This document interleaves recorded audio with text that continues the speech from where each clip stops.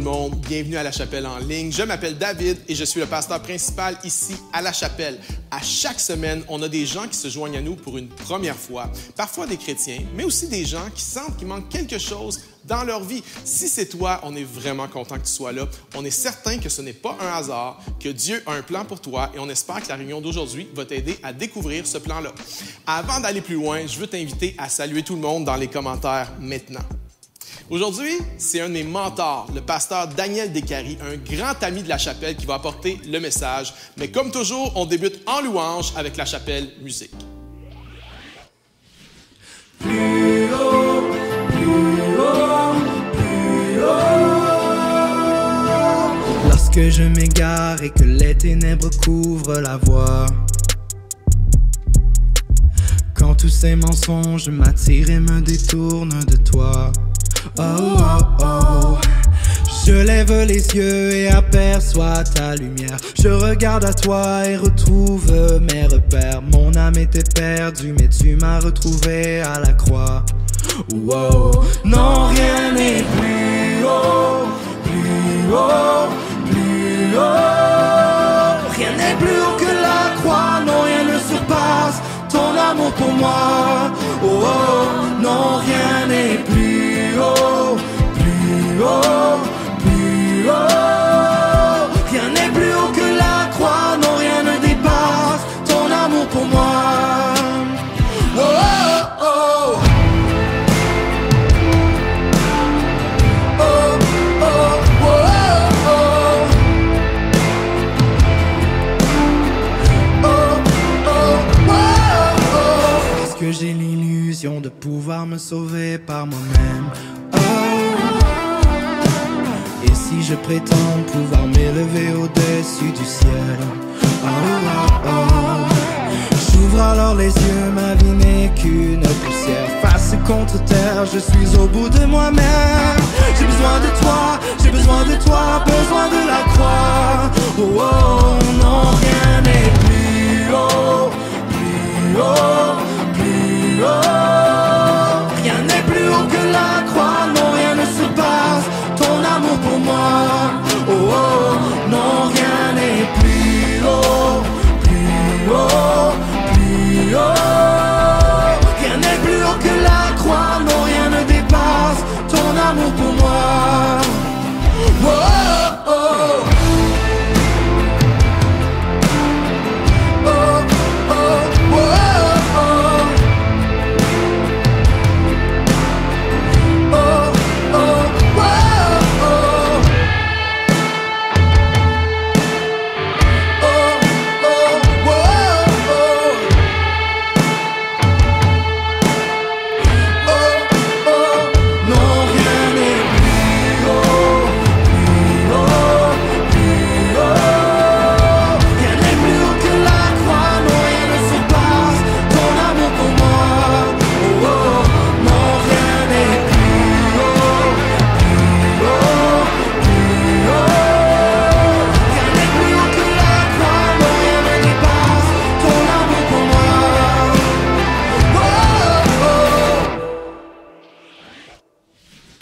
Bonjour La Chapelle, quelle joie pour moi d'être avec vous aujourd'hui.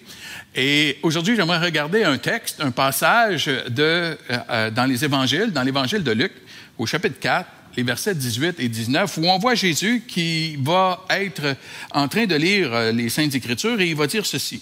Il va lire le texte. « L'Esprit du Seigneur est sur moi parce qu'il m'a oint pour annoncer une bonne nouvelle aux pauvres.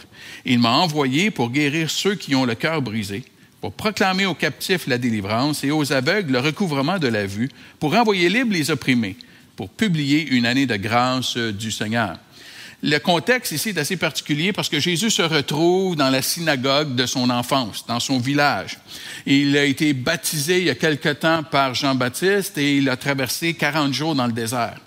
Et là, il se retrouve dans le tout début de son ministère public. C'est la première fois que publiquement Jésus va commencer à enseigner. Et ça nous dit dans le texte que Jésus a choisi ce texte, il trouva ce texte. C'est-à-dire que Jésus est allé et il a choisi le passage d'Ésaïe 61, la partie qu'on vient de lire. C'était donc quelque chose de très intentionnel. C'est un choix. Ce n'est pas par hasard qu'il arrive sur ce texte-là. Et je ne sais pas si tu as remarqué, si ça te frappe, mais que le premier élément de la bonne nouvelle, ce n'est pas la victoire sur l'ennemi, ce n'est pas comment sauver nos âmes, ce n'est pas comment s'opposer à la religion des pharisiens, c'est même pas pour pardonner nos péchés.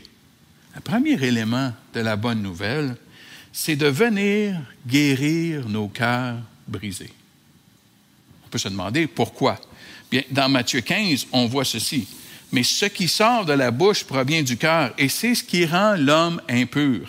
Car c'est du cœur que viennent les mauvaises pensées, les meurtres, les adultères, les prostitutions, les vols, les faux témoignages et les blasphèmes. Jésus savait que ce qui sort du cœur est la source du péché. En d'autres mots, si mon cœur est capturé, si mon cœur est guéri, tout mon être entier va être guéri. C'est pour ça qu'il est écrit dans Proverbe 4, le verset 23, on lit ceci, « Garde ton cœur plus que toute autre chose, car de lui viennent les sources de vie. » Et Jésus vient capitaliser sur cette vérité et de dire, j'ai besoin de guérir les cœurs, parce qu'il savait que le mal, la méchanceté humaine, est souvent le fruit d'un cœur qui a été brisé. Souvent, on va dire, les gens blessants sont souvent des gens blessés. Parce qu'ils ont été blessés, il peut y avoir une méchanceté. Et ce que les gens ont besoin, c'est d'une guérison de leur cœur. Luc 6 va le dire de cette façon, « L'homme bon tire le bien du bon trésor de son cœur, et le mauvais tire le mal de son mauvais trésor, car c'est de l'abondance du cœur que la bouche parle. » En d'autres mots, si mon cœur est en santé, tout mon être va être en santé. Jésus veut venir guérir nos cœurs. Et ce que les gens ont besoin, selon Jésus, selon la bonne nouvelle, ce n'est pas une nouvelle loi écrite sur des tablettes de pierre. En d'autres mots, ce n'est pas des nouvelles règles à suivre, ce n'est pas ce qu'on a besoin. Mais Jésus dit, on a besoin d'avoir la loi de Dieu, les Écritures, les commandements de Dieu écrits sur nos cœurs. En voulant dire, le sens est d'avoir un cœur nouveau. Jésus veut guérir nos cœurs. La réalité c'est qu'on a tous des blessures en tant qu'être humain. À différents degrés, à différents niveaux d'intensité. Mais la réalité est, nos cœurs ont tous été blessés à un moment donné, meurtris, brisés dans nos vies. Et le fait est, tous nos parents ont été imparfaits. Et ce n'est pas une question de dire, tu veux remettre toute la responsabilité à nos parents, tu veux blâmer les parents.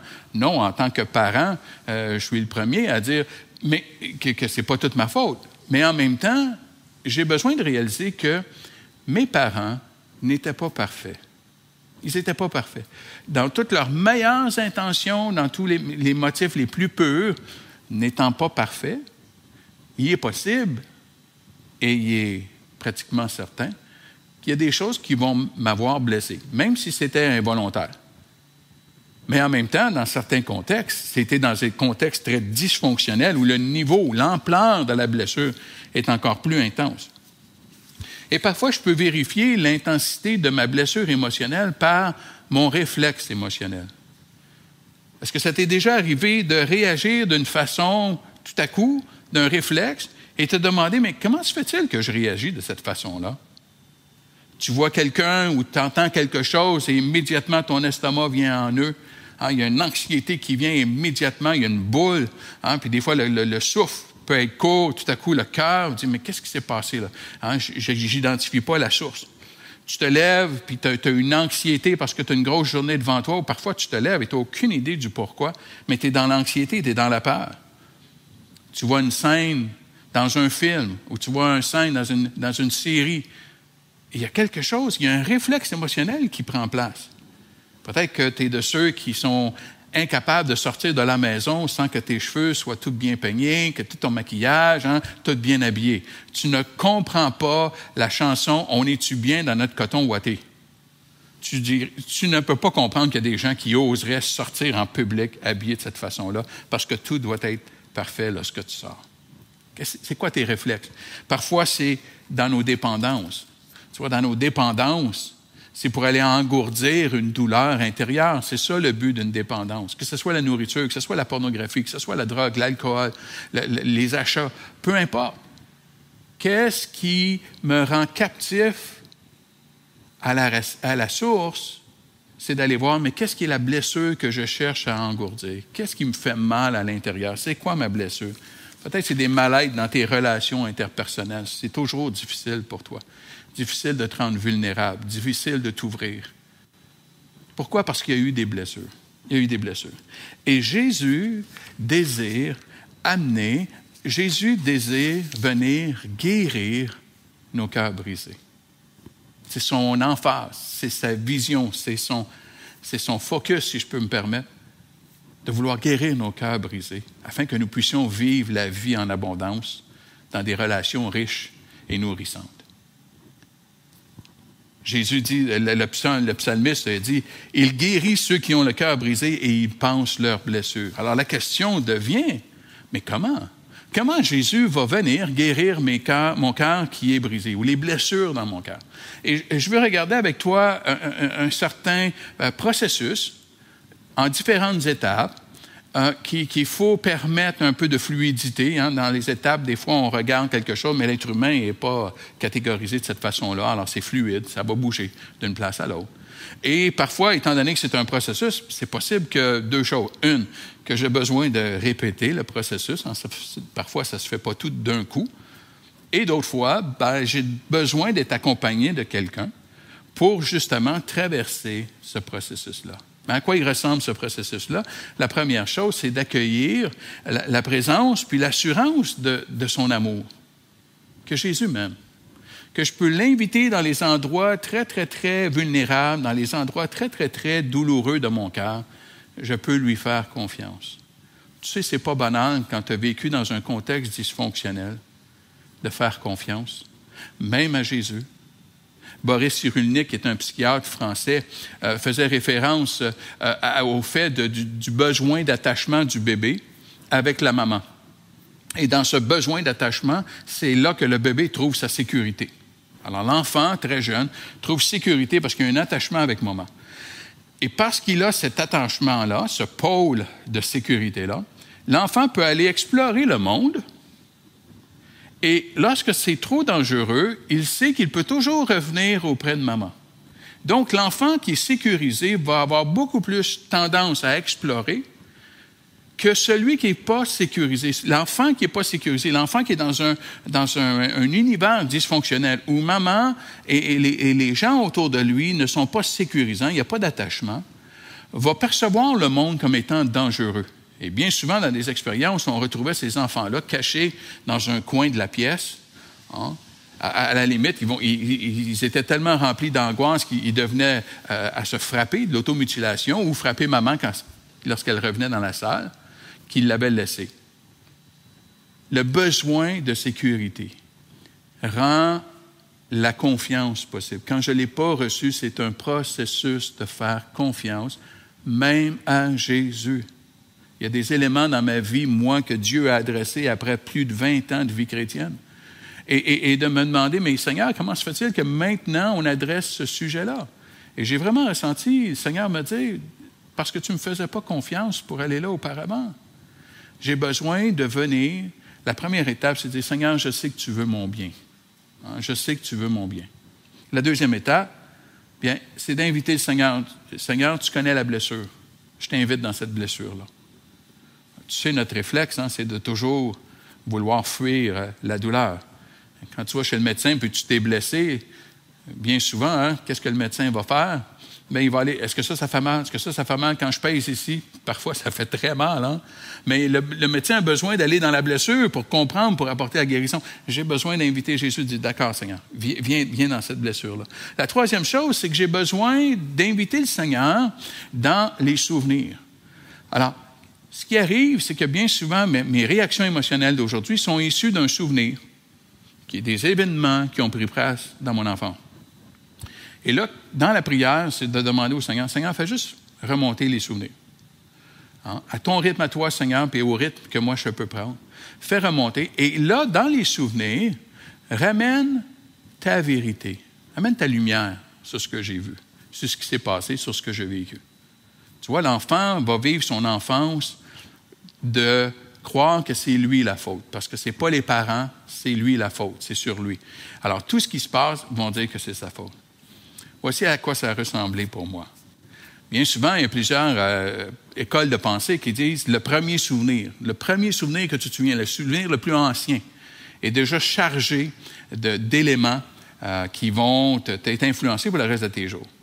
Alors, dans un processus comme ça, je me souviens, j'ai fait, et je me suis dit, bon, quel est mon plus vieux souvenir? Et mon plus vieux souvenir, j'ai 2 ans et demi, j'ai pas 3 ans, ça c'est certain.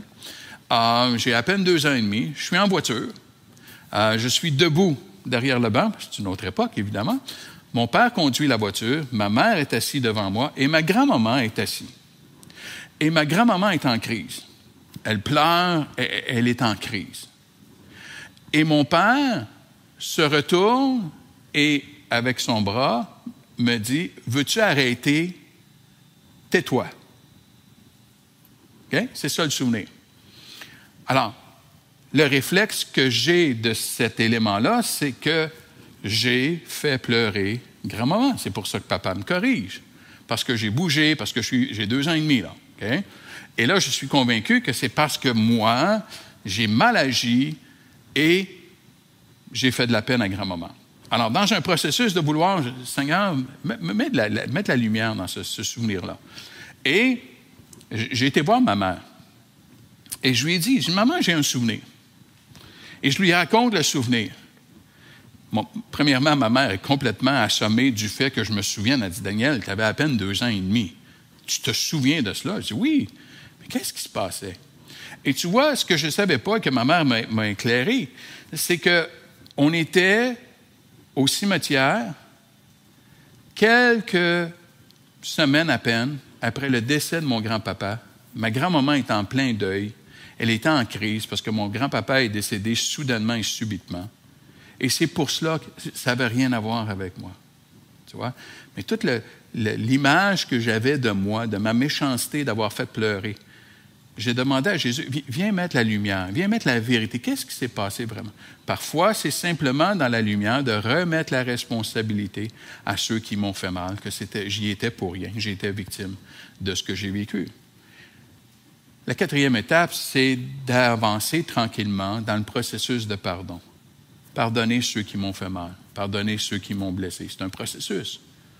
Mais d'arriver à comprendre que mes parents n'étaient pas parfaits, eux aussi avaient des blessures, ils ont peut-être fait de leur mieux, mais de traverser et d'avancer dans le chemin de pouvoir les pardonner.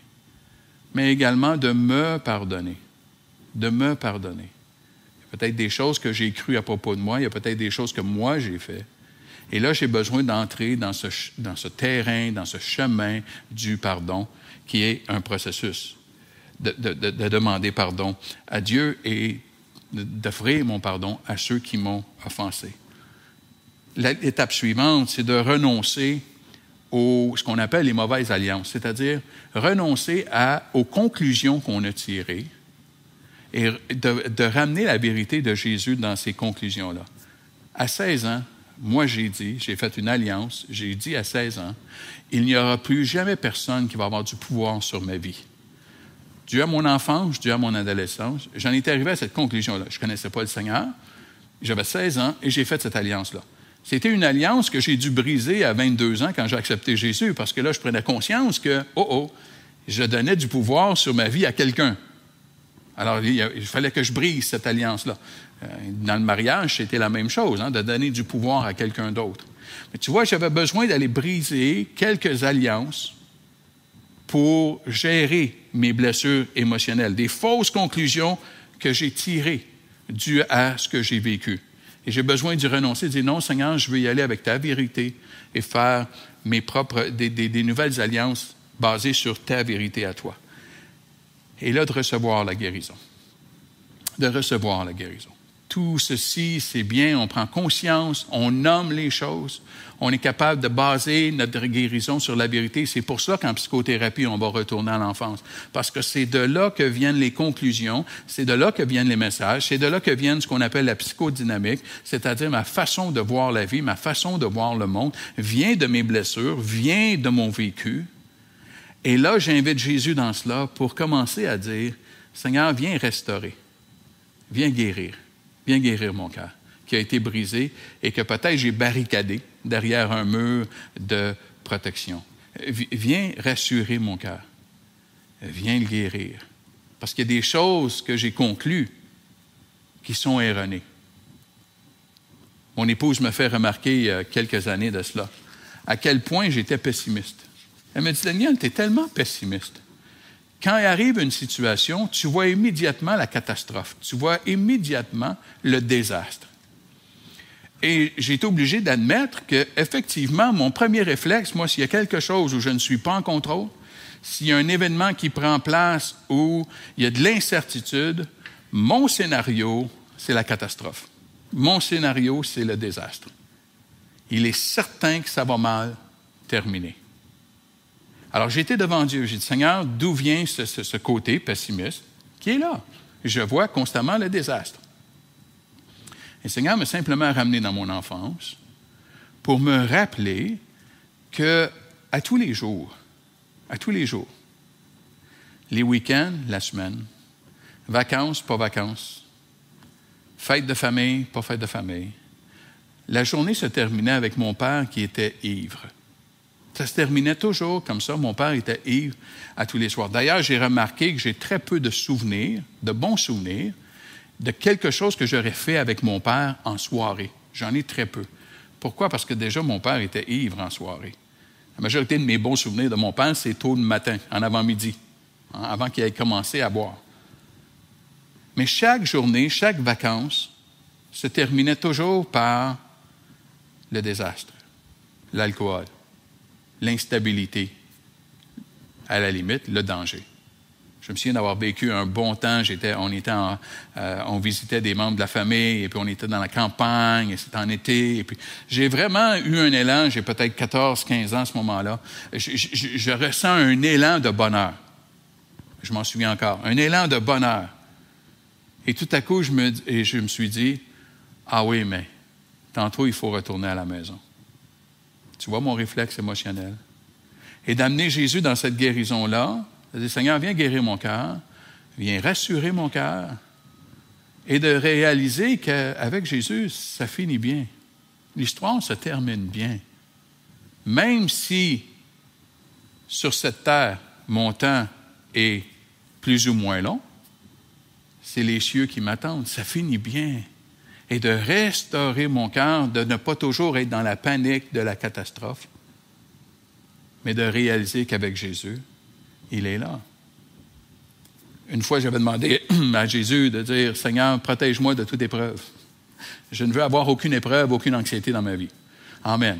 Bon, c'est le genre de questions que Dieu ne répondra pas, parce que ce n'est pas réaliste. Ce n'est pas réaliste sur cette terre. J'ai dit, mais Seigneur, qu'est-ce qui va être ma source maintenant de sécurité si tu ne peux pas me garantir qu'il n'y aura pas d'épreuve? Et sa source de sécurité, c'est de me garantir sa présence, qu'il est là avec moi. Quand je marche dans la vallée de l'ombre de la mort, je ne crains aucun mal, car tu es avec moi. Si tu as vécu de l'abandon, du rejet dans ton enfance, c'est tout à fait légitime que tu vas voir le monde comme étant dangereux. Tu vas voir le monde comme étant insécurisant. C'est d'inviter Jésus dans cette blessure et ensuite de l'inviter à venir guérir cette blessure pour qu'il puisse te rassurer. Il est toujours avec toi. Il ne t'abandonnera jamais, jamais, jamais. Peut-être tu m'écoutes depuis le début et tu es encore incertain de la pertinence des émotions, la pertinence de prendre soin de ton cœur. Tu es encore incertain de dire, les choses de relation d'aide, de psychologie, c'est les choses du monde. On ne devrait pas écouter nos émotions, on devrait enterrer nos émotions. Hein? Bien, j'aimerais te dire que si tu vas lire le livre des psaumes, tu vas voir qu'il y a énormément d'émotions dans le livre des psaumes. Si tu regardes Jésus, alors Jésus, moi, des fois, je le regarde comme un thérapeute. Bon. Et je le regarde vivre ses émotions. Il n'y a jamais eu quelqu'un qui a vécu sur cette terre en aussi bonne santé émotionnelle. Il vit pleinement ses émotions, que ce soit sa colère, que ce soit sa tristesse, quand il se met à pleurer à plus d'une occasion. Ça nous dit qu'il a eu des transports d'allégresse. Je me demande, et je veux voir, lorsque je vais arriver avec Jésus, je vais lui demander, montre-moi c'est quoi un transport d'allégresse. Tu vois toute la joie qui devait déborder pour qu'on dise, il y a eu des transports d'allégresse, de vivre la joie, de vivre pleinement nos émotions, parce que c'est Dieu qui m'a donné la capacité des émotions. C'est Dieu qui m'a donné cette capacité-là. Il n'était pas obligé de me donner des émotions. On aurait pu être des robots.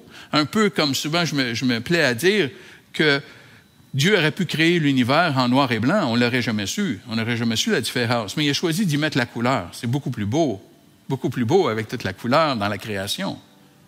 C'est la même chose pour l'être humain. Il aurait pu nous créer sans émotion. On aurait été comme des robots, on aurait été comme des machines. Il y aurait peut-être eu moins de problèmes, c'est vrai. Mais la beauté de l'être humain, ce qui fait les couleurs de l'être humain, c'est ses émotions. C'est sa capacité émotionnelle. Donc, Dieu y met de l'importance et Dieu accueille l'état de mon cœur parce qu'il donne de l'importance. Jésus dit, je suis venu pour guérir les cœurs brisés. Je vais vous sauver, inquiétez-vous pas. Votre âme, elle va être sécurisée, inquiétez-vous pas. Mais en attendant, je veux guérir vos cœurs brisés afin que vous puissiez vivre la vie en abondance.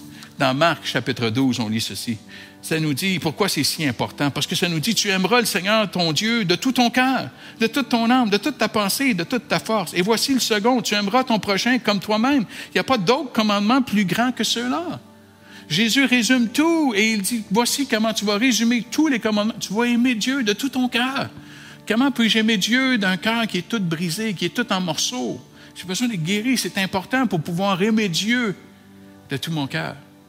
De faire confiance à Dieu, de développer cette confiance, cette relation, cette intimité-là avec Dieu. Mais aussi de pouvoir aimer mon prochain. D'avoir cet amour, d'avoir un cœur qui a été sécurisé, que je peux voir le prochain non pas comme un danger, mais que je peux aimer mon prochain avec mon cœur, de l'aimer. Mais en même temps, à partir de s'aimer soi-même, tu aimeras ton prochain comme toi-même. Parfois, c'est facile d'aimer notre prochain. Des fois, c'est plus difficile, oui. Mais c'est souvent plus facile d'aimer son prochain que de s'aimer soi-même. Le discours que tu as à propos de toi-même dans ta tête, comment tu te parles? Est-ce que tu oserais parler à quelqu'un de cette façon-là? Est-ce que tu oserais utiliser les mêmes mots envers quelqu'un d'autre? Bien souvent, la réponse est « jamais, jamais ». Qu'est-ce qui fait que c'est correct, que c'est acceptable quand c'est envers toi-même?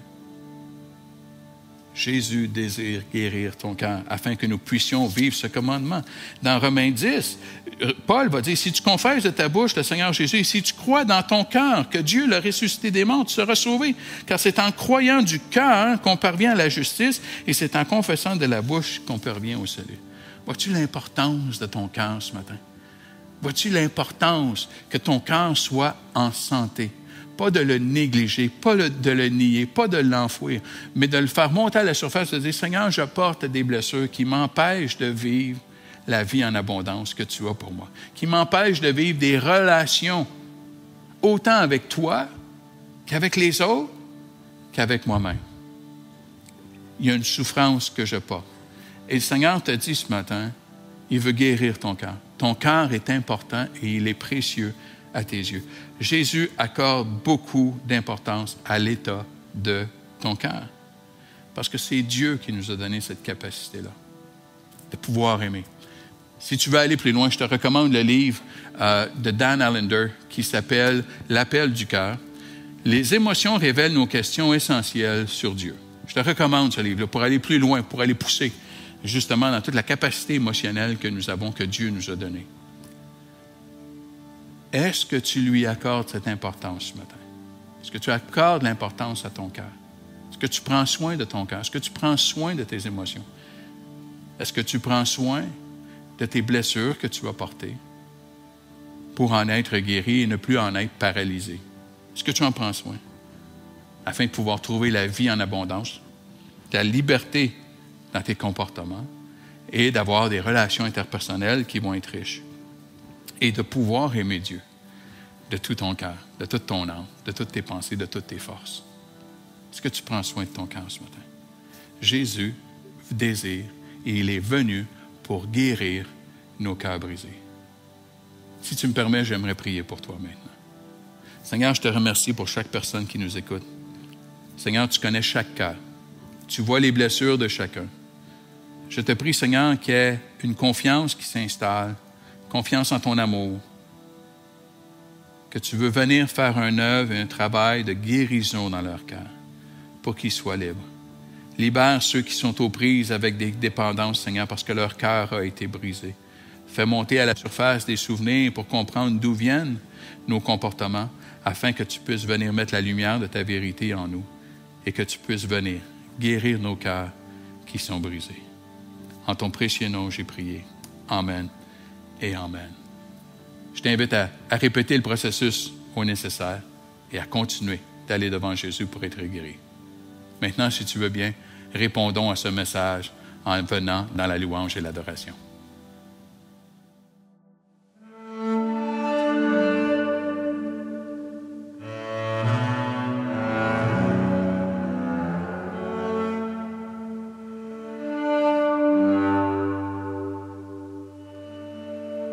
Tu es notre espoir, rien n'a plus de valeur, rien n'est aussi grand et rien n'est plus beau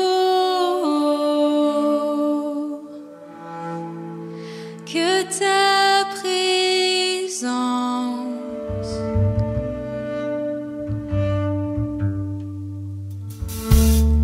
J'ai vu, j'ai goûté l'amour le plus doux, mon cœur est enfin libre et ma honte disparaît.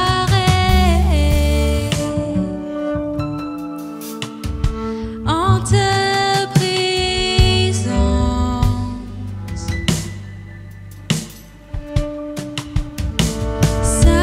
Saint-Esprit, tu es le bienvenu, que ta présence vienne inonder ce lieu. Seigneur, nos cœurs soupirent après ta gloire. Oh, viens nous saisir par ta présence, oh Dieu.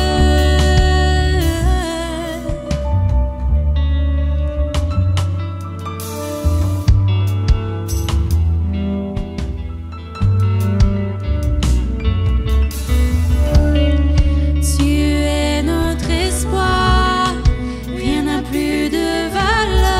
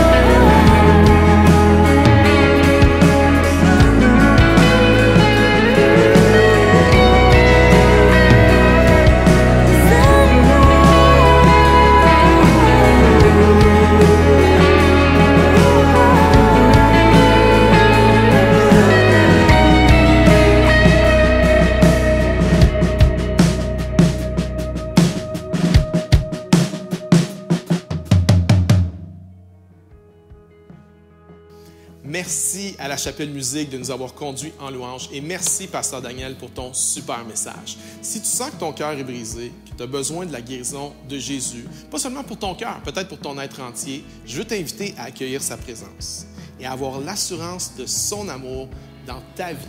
Tu peux aussi nous écrire, puis il y a un membre de l'équipe qui va se faire un grand plaisir de prier pour toi au cours des prochains jours. C'est maintenant le moment de parler de générosité. D'abord, merci à tous ceux qui donnent généreusement semaine après semaine. C'est vos dons qui nous aident à faire l'Église le dimanche, en ligne, en présentiel, la semaine, dans les groupes et aussi à faire la différence avec les gens qui en ont besoin, par exemple avec notre banque alimentaire. C'est important pendant vos vacances. Continuez à être généreux envers votre Église. Vous pouvez le faire de façon automatique sur le site web ou l'application mobile. C'est simple, c'est sécuritaire et ça fait la différence. Pour nous aider à guérir d'un cœur brisé, ça aide vraiment de multiplier les moments de connexion avec des gens qui peuvent t'aider à inviter Jésus dans tes blessures.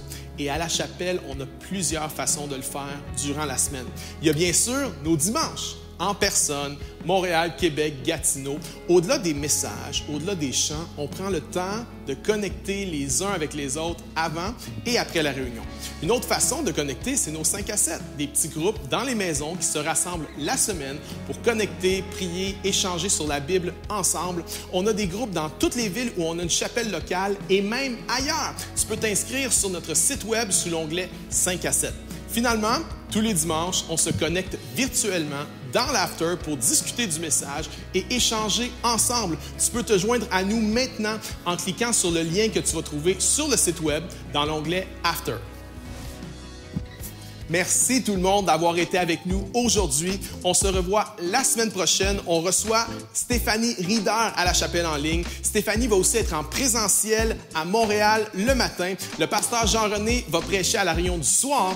À Québec, on va avoir le pasteur Daniel Descarrés. Et à Gatineau, un invité de marque. Je vais être là avec vous à Gatineau. J'ai vraiment hâte de vous voir tout le monde. Où que vous soyez, joignez-vous à nous dimanche prochain. On se voit tout de suite maintenant dans l'after. Bonne semaine tout le monde.